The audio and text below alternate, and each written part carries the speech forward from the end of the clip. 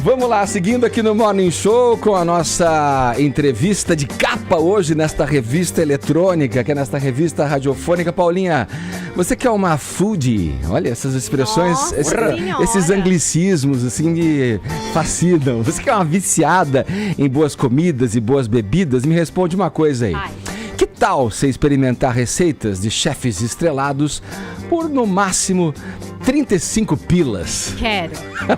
Boa, né? Tá bom pra você? Tá Isso vai ser possível a partir da próxima quinta-feira, mais conhecida como depois de amanhã, dia 23, quando começa a Feira dos Campeões Comer e Beber, um dos mais prestigiados eventos gastronômicos do país. Essa festança, que vai até domingo, terá como cenário o Jockey Club aqui em São Paulo.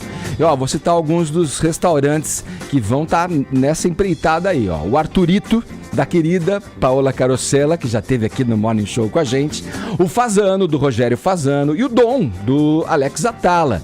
Para falar sobre esse assunto, a gente está recebendo aqui no Morning Show o crítico gastronômico e editor da revista Veja São Paulo, Arnaldo Lorenzato. Bom dia, Arnaldo. Seja primeiramente muito bem-vindo aqui ao nosso Morning Show. Bom dia, obrigado aí pelo convite, e é uma delícia falar sempre sobre comida, o tempo inteiro, coisa que eu faço há 25 anos. O Arnaldo, um sinal aí do prestígio desse evento aí é ter esses chefes aí que eu citei, ter alguns deles aí, né? A Paola Carosella, o Fazano, o Alex Atala também participa dessa edição.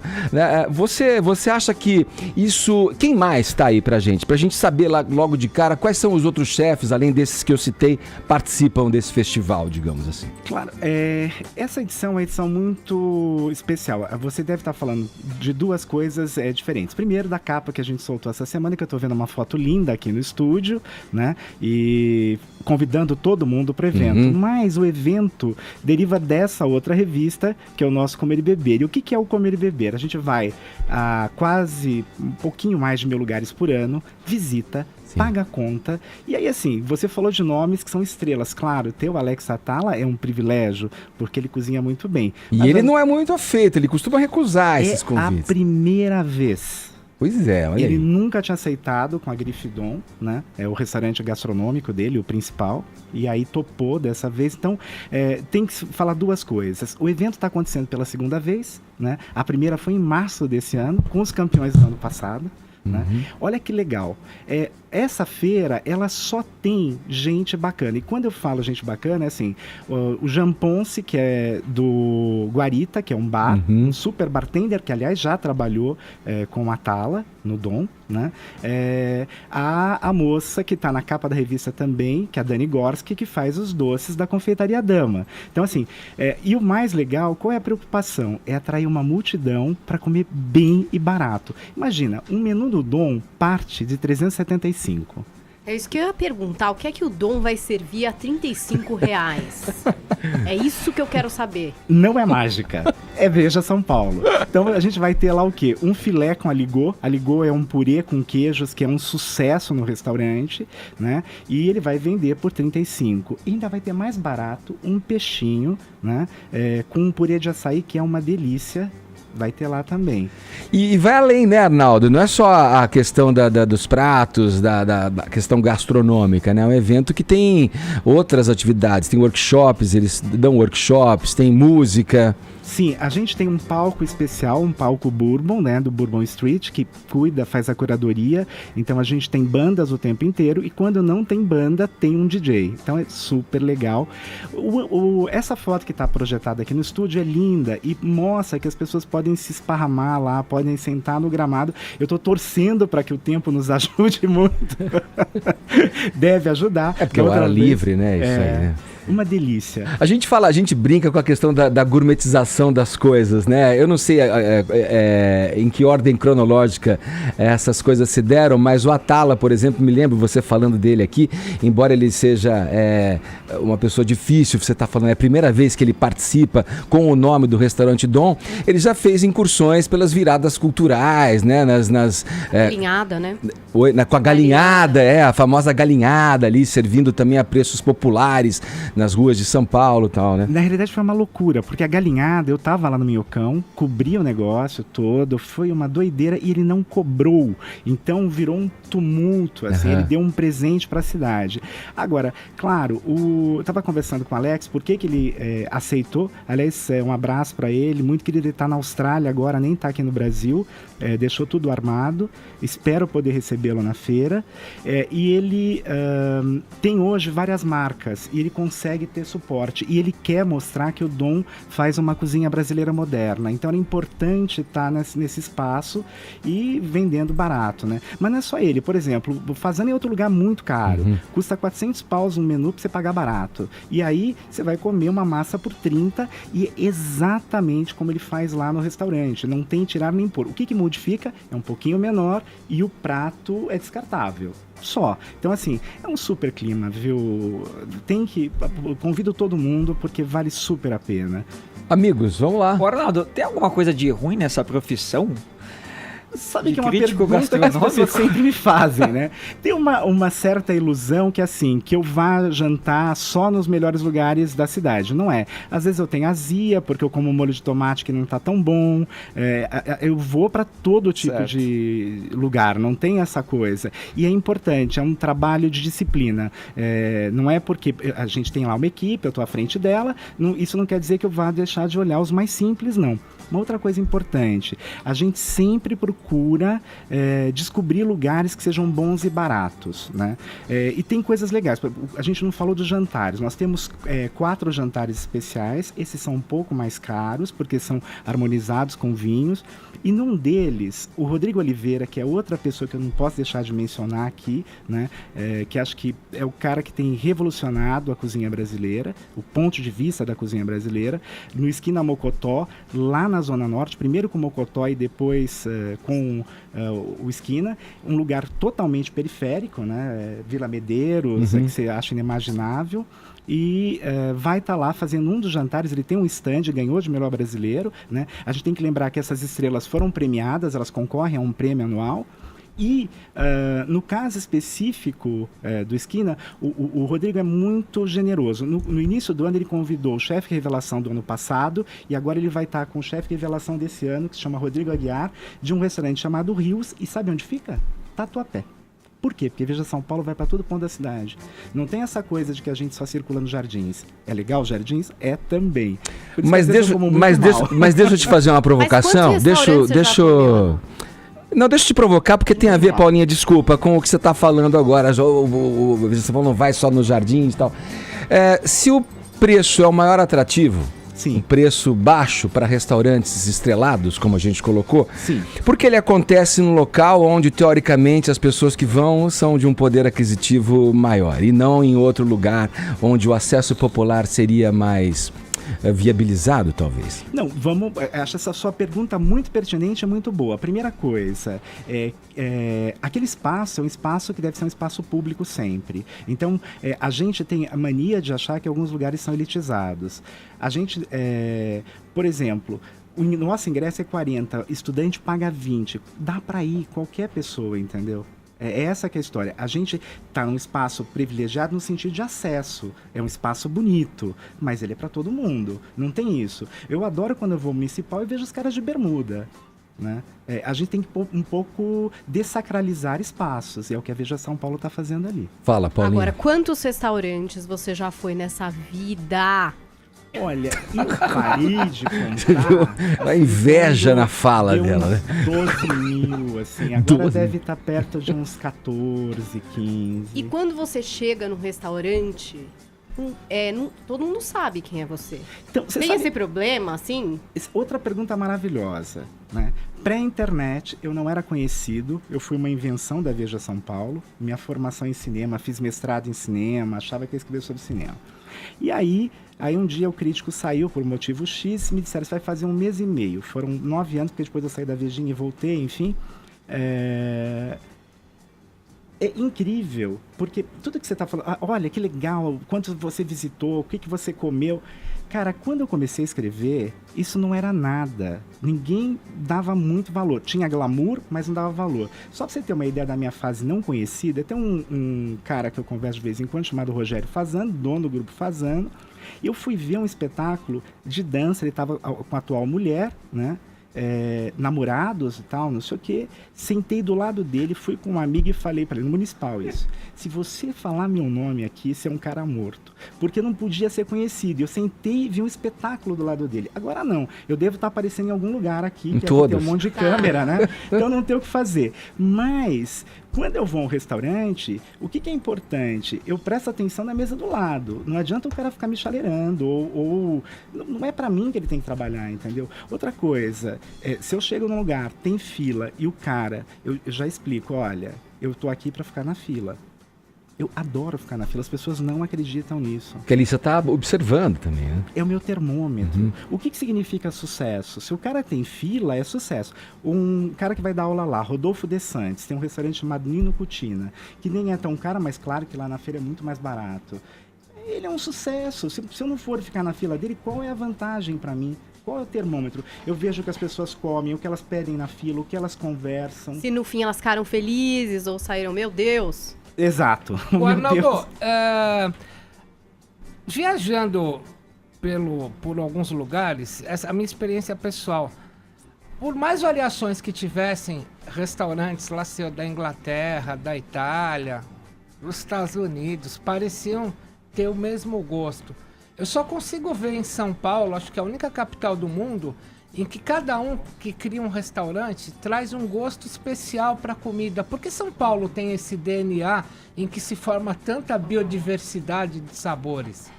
Então, eu concordo com você parcialmente. Vou explicar por quê. Eu não conheço, por exemplo, eu estava falando, o Atala está na Austrália. Eu não conheço a Austrália. Conheço alguns lugares do outro lado, mas não conheço a Austrália. Quando você fala de Nova York, eu acho que é o cenário mais incrível que tem no sentido de diversidade. Nós, eu acho que temos excelentes restaurantes, a gente não elege à toa, né? A gente tem uma multiplicidade de sabor, mas ela vai tendo um limite. Então, indiano, por exemplo, aqui eu acho que são poucos, porque a gente tem pouca colônia, né?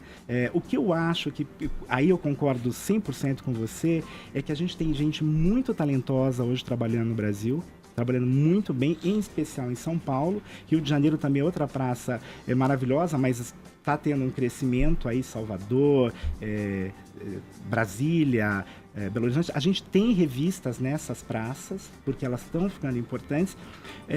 E também tem uma outra coisa incrível, que é assim, a gente tem uma identidade culinária, então você acaba reconhecendo melhor aquele sabor, né? E por que você acha que tá uma febre de restaurante peruano? Por exemplo, aqui do lado de casa, na Alameda Campinas, tem 3 peruanos no espaço de 500 metros. Da onde vem a febre peruana? Então, eu vou te devolver com uma outra história. Da onde vem a febre de restaurantes japoneses? Por anos e anos, os japoneses não eram absolutamente nada. O brasileiro ia em restaurante japonês para comer comida quente porque tinha medo de comida crua. Tá? Isso mudou completamente. E hoje, os peruanos, eles têm uma coisa... Isso me deixa muito triste, de verdade. A nossa incapacidade, e que os nossos amigos peruanos aqui do lado, eu fui ao Peru, acho incrível, tem de divulgar a própria comida. A gente parece que tem sempre uma certa vergonha. Outro dia eu estava falando num congresso, apresentando uma feira, fazendo abertura, e eu falava, a gente tem um super produto de exportação que a gente tem um pouco de vergonha, que é o rodízio, que poderia ter corrido o mundo, e corre. Os Estados Unidos faz muito sucesso. Sim. Você tem, por exemplo, os dadinhos de tapioca do Rodrigo Oliveira, que são copiados mundo afora. Não é só Brasil. E o que me interessa quando eu vejo um cozinheiro, vai ter um muito legal lá chamado Henrique Jacan, que vai dar uma aula. Henrique é uma figura, né? Ele criou um negócio, ele nem criou, ele pegou uma receita de um outro cara, né?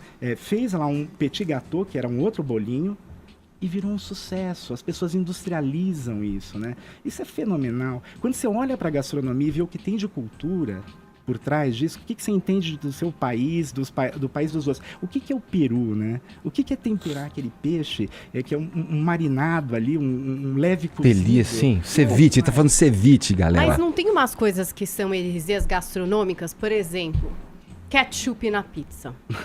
maionese no temaki. Tem uns negócios assim, porque, por exemplo, maionese no temaki, cream cheese, parece que já tá passando, tá tudo bem já. Se pedir, não pega tão mal. Mas não tem coisa que é heresia gastronômica, tipo, não dá pra comer assim. Então, vamos lá. Pizza com ketchup não é pizza, temaki com maionese não é temaki. Fique bem uma claro. outra coisa, as pessoas inventaram isso. Boa, né? boa, gostei. Eu tive um convite, foi um privilégio. Em 2013, eu fui convidado para ir para Roma, falar para italianos sobre a influência da culinária italiana no Brasil e como ela se transformou. Um lugar maravilhoso chamado Auditorium Parco della Musica. O Itamaraty que me levou. Pois bem, eu cheguei lá e num determinado momento um velhinho levanta, dá uma pancada, uma porrada na mesa e diz assim: vocês não põem molho de tomate doce, vocês não fazem meatballs com ketchup. O cara era muito bravo. Então, tem uma coisa de preservar a tradição. A gente tem um pouquinho melhor. E eu acho que uma das coisas que a gente constatou nesse Comer e Beber, né, é que as cantinas, por exemplo, aqui em São Paulo, vocês perceberam como elas estão encolhendo? Quantas fecharam? Porque já era menores, né? Muito menores. É uma comida que foi aculturada e hoje tem um movimento de você tentar buscar a raiz italiana. E vai acontecer com os japoneses. Isso tem a ver com, um pouco com o assunto dentro do campo do marketing que você estava se referindo aí. Se a gente tem uma deficiência, se eu leio direito o que você está falando, na questão do marketing coletivo, de propagar a nossa comida como uma opção dentro da culinária, dentro da gastronomia mesmo, mundial, na parte individual, no marketing pessoal, a gente vê que é o oposto a isso, né? Vamos pegar aí os chefes que a gente citou até agora. Eles estão muito ocupados com outras coisas que não é meter a mão naquela receita, tá metendo a mão no fogão. Estão preocupados ali com... ou porque participam de um programa de televisão, ou porque fazem palestras e workshops, tem que viajar o mundo divulgando, né, a sua obra. Quer dizer, isso eu quero perguntar para você, eu não acho problema nenhum surfar nessa onda do marketing e tal, mas eu te pergunto, isso chega a atrapalhar a cozinha? Olha, eu nunca vi, que perguntas maravilhosas, uma melhor que a outra. Aplausos para o nosso redator, assim, olha aí. Porque antes do programa é feito um roteiro. Aí, muito bem. Olha isso, muito bem. Olha, capa da revista. Eu chego 7h30 para isso. Que estava aí atrás, tem aqui, em primeiro plano, um senhor chamado Alex Atala. Quem é esse senhor que está aqui no fundo? Quem é? Giovanni Carneiro, que é o chefe dele no Dom. Por que ele pode se dar o luxo de viajar? Porque o Giovanni está lá.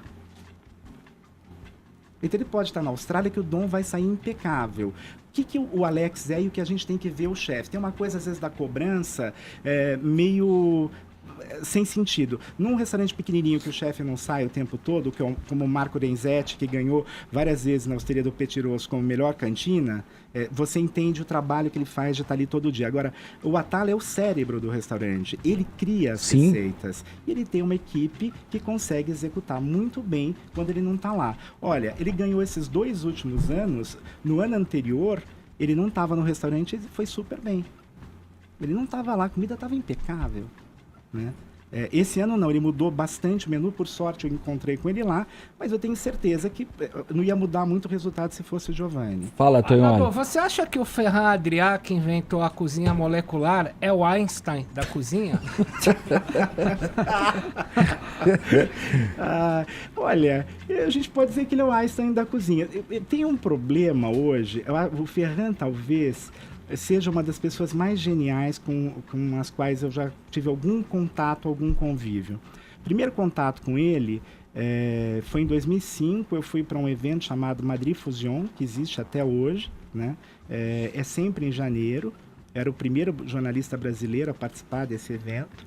E eu fui porque quem ia se apresentar no primeiro dia, o último do dia, era justamente o Atala. Eu só não quero ficar falando dele, porque eu preciso falar da feira, que tem um monte de gente boa lá.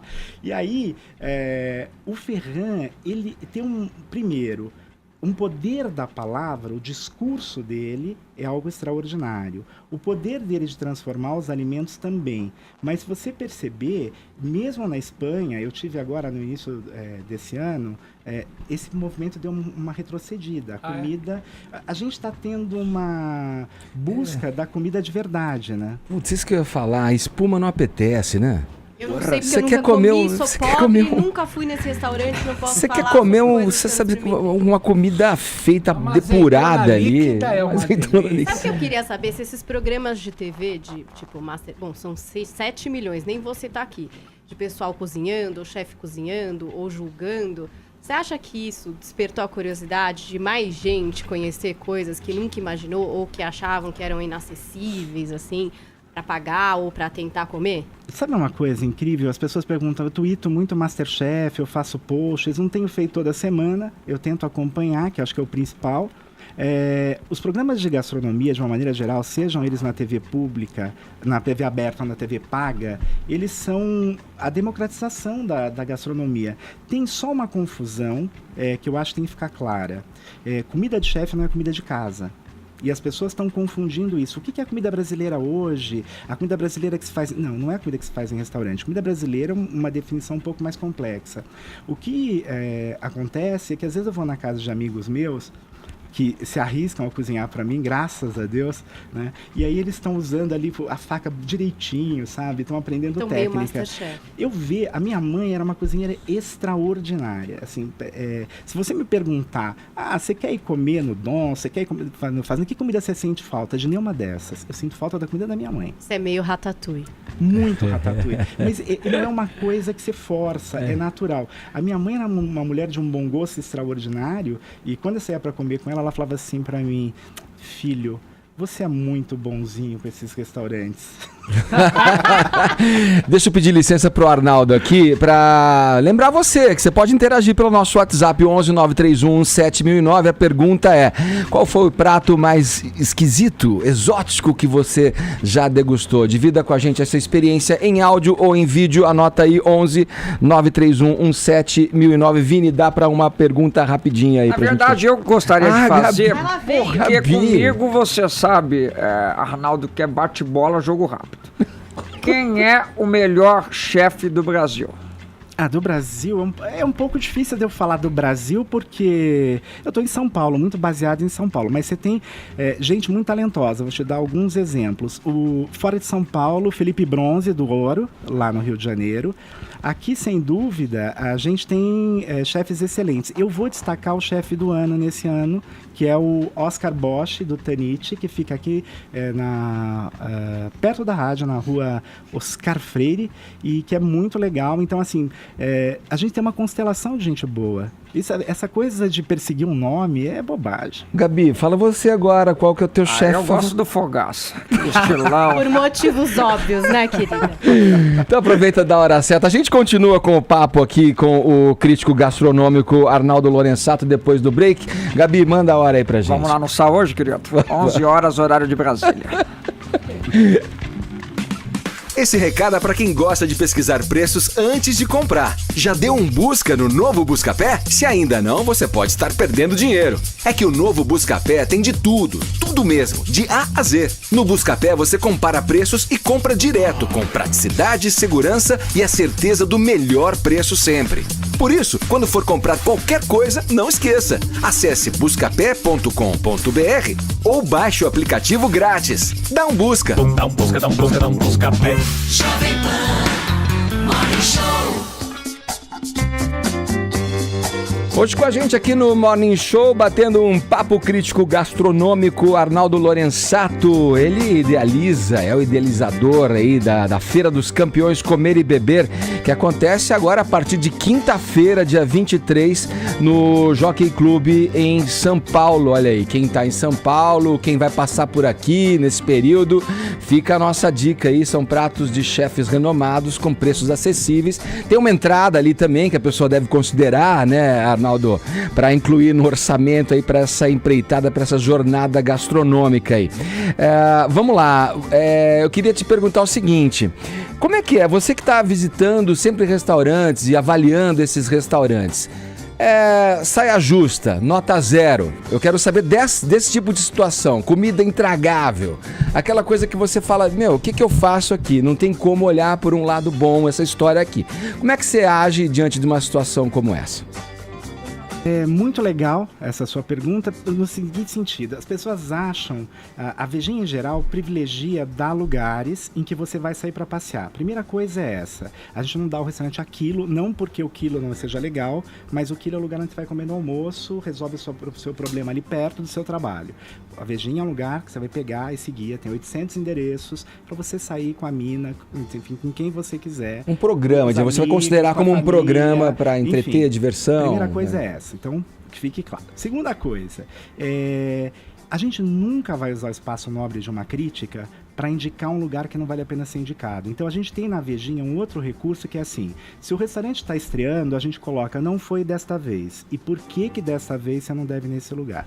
Então, a gente já deixa muito claro pro camarada, ó, não vai, você vai se dar mal. A gente vai a um restaurante consagrado. O restaurante é sempre um vivo, né? Aquela organicidade, tem altos e baixos. Se a gente pegar o baixo, vai ser fora do ponto. E a gente vai dizer o que estava fora do ponto lá. Uhum. A gente não tem uma crítica no sentido assim, não vou pegar um espaço nobre por foto e dizer para você não ir. A gente faz um quadradinho ali e que já é um problema grande para quem tem problema. O Arnaldo, já aconteceu de uma crítica tua que desconstruiu um lugar, fazer o lugar reerguer e virar maravilhosos?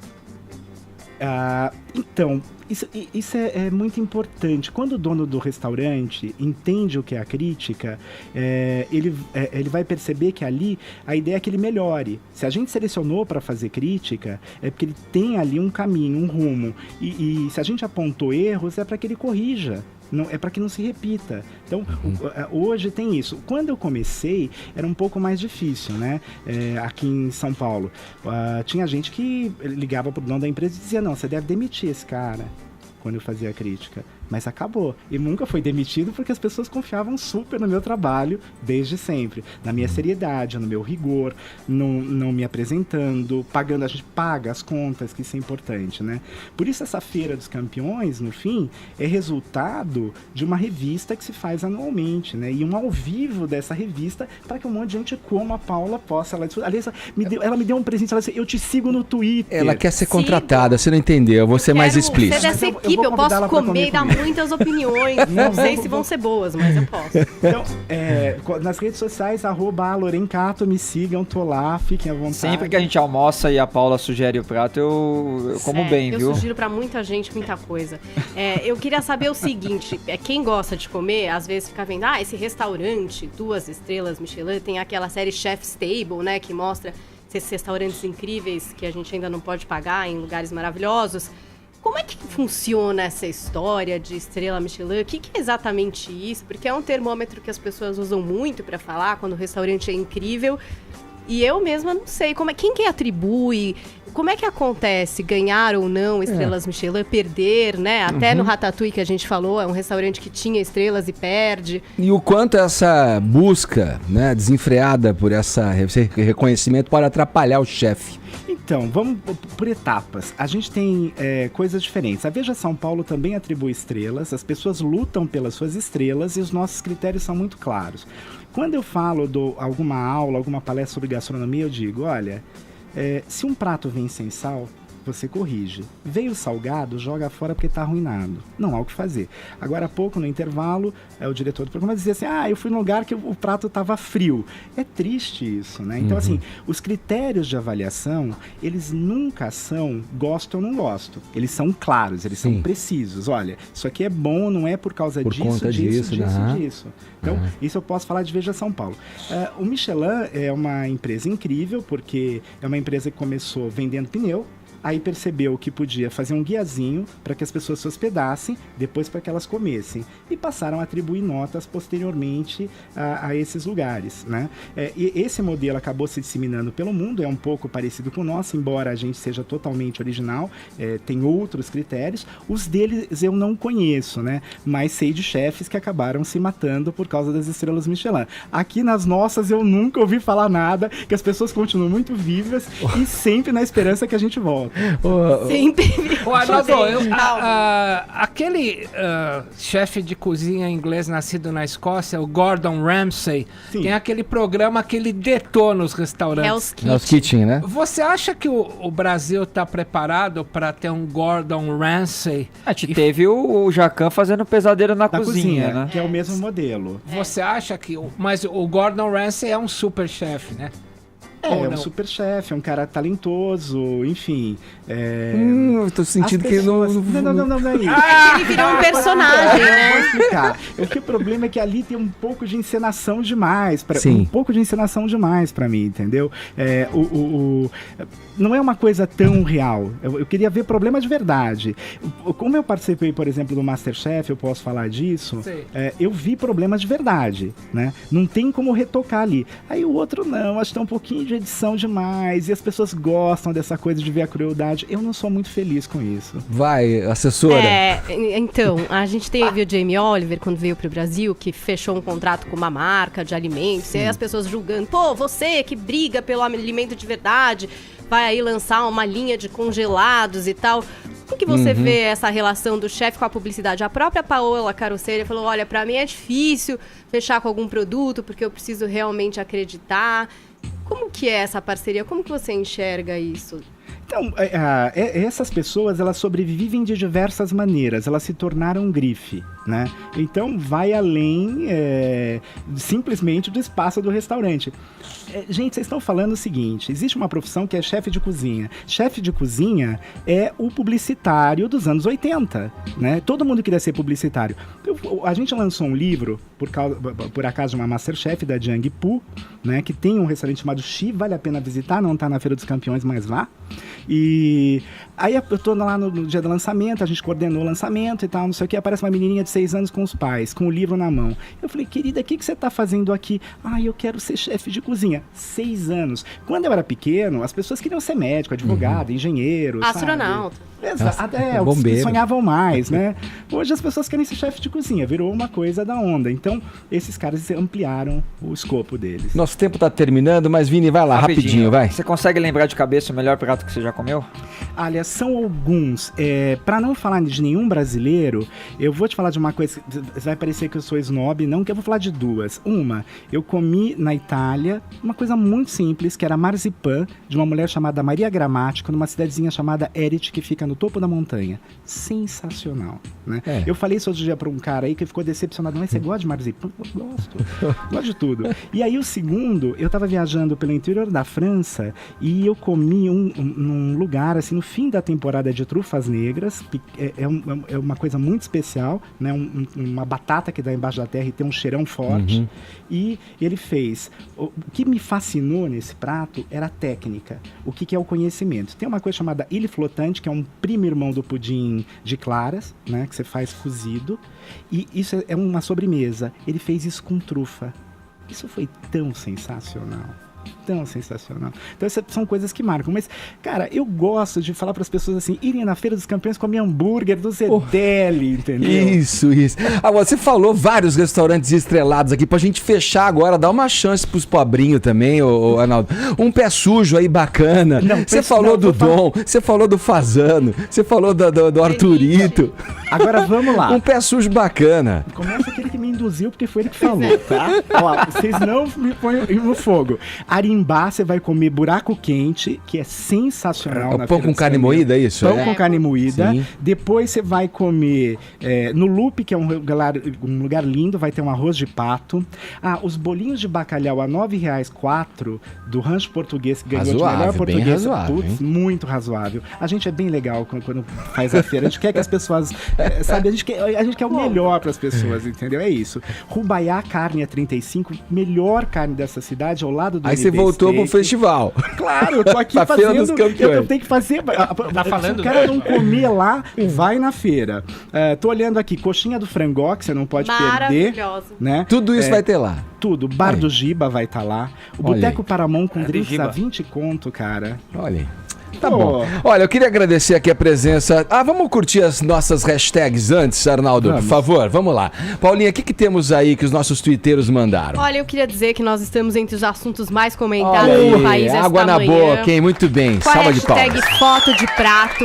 Tem prato de tudo que é coisa. Muqueca de tubarão, arroz com feijão, aquele ovo frito pornô que corta a gema e, sabe, escorre. É maravilhoso. Ovo frito pornô. É que eu sou egg porn. Tudo que tem ovo pra mim, eu tô, egg entendeu? porn. Gostando. Tá rolando tudo aqui e tá valendo o prêmio, então hashtag foto de prato. Tem também muita foto de prato vazio. O pessoal interpreta como quiser. Estou aceitando também aqui pra ver se vai ganhar Porque prêmio. a apresentação é importante também, né? O prato escolhido, né? Pois é. Arnaldo, é sempre bom, né? Então, o prato ele tem uma linguagem, né? Ele chega primeiro pelo cheiro, é aroma, né? Depois você tem o visual. Apresentação, É uma né? arte. Sim, a apresentação é tudo hoje. Mas é uma arte efêmera. Ela dura o tempo das suas garfadas. Exatamente, aí você vai embaralhar tudo. Olha aqui, pelo WhatsApp também, convidamos os ouvintes a participarem, dizendo aí qual o prato mais exótico, o prato mais esquisito que já degustaram. Vamos ver o que eles estão dizendo pra gente aqui. Bom dia, Morning Show. Meu nome é Vanessa, falo aqui de Santo André. O prato mais exótico que eu já comi foi um gusano frito no México. Muito bom.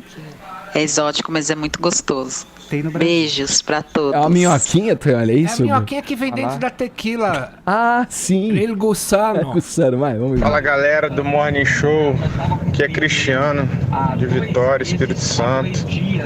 A coisa mais estranha que eu comi foi caracóis em Portugal. É aquele caracol mesmo que aqui a gente vê na alface, nos legumes. Que explicação maravilhosa. É única e muito agradável. De Piracicaba. A comida mais estranha que eu comi foi hambúrguer de kudu, na África do Sul. Bom dia. O que é isso? Não Kudu é sei. um desses animais. Tipo, um bicho, sei lá, do mato, assim. Eu acho Uma que é tipo uma preá. Não é tipo uma casela. É isso, mais ou Gazela, o menos kudu. Olha, Paulinho, hein? Bom África dia, é pessoal meu do Morning Tem Show. tudo. Meu nome é Gerrine e eu sou de Vitória, no Espírito Santo. Bom, a comida mais estranha que eu já comi foi farofa de bunda de tanajura. sim. Aquela formigona Famosa. grandona. Famosa. Uma delícia. Tchau. Ele e o Monteiro Lobato, os dois adoravam. Bom dia, galera do Morning. Quem tá falando é Juliana, eu falo aqui de Santo André. E eu adoro comer bem, adoro vocês. E o prato mais exótico que eu já comi na minha vida até o momento foi miolo de boi quando eu era criança. Obviamente contra a minha vontade. Miolo de boi. Bom, eu já comi bago de boi, tem que confessar, no Mato Grosso. Corrones. Bago de boi no Mato Grosso. A sua comida mais estranha, mais exótica, rapidamente, Arnaldo. Hoje é muito comum a comida mais exótica que eu comi. A primeira vez que eu comi num restaurante tailandês, cara, o que era aquilo? O que era? Assim, Eu comi primeiro aquela salada de papaya verde, que é... mas é fichinha, Mas perto não- de um mas você bago tem de que boi, de um Não, caracol. você tem que pensar isso 20 e pouquinhos anos atrás, 25, né? E também, o que era chocante? Aquele caldo com frango, caldo de leite de coco, picante pra caramba, depois cheio de acidez. Aquilo, putz, era uma viagem. Olha aqui, o nosso papo essa manhã foi com o crítico gastronômico Arnaldo Lorenzato. Ele veio falar sobre a Feira dos Campeões Comer e Beber, né? Um dos mais prestigiados eventos gastronômicos aqui do nosso país, a ser realizado no Jockey Club em São Paulo. Vários chefes renomados, como a gente falou. Então, tem ainda ingresso para participar? Compra-se antecipadamente? Tem ingresso para participar, os ingressos são 20 estudantes, meia entrada, professor, etc, etc, e 40 o ingresso inteiro. Você pode comprar pelo foodpass.com/veja-sp e também vai ter venda na porta, a não ser que tenha esgotado e a gente avisa pelas redes sociais.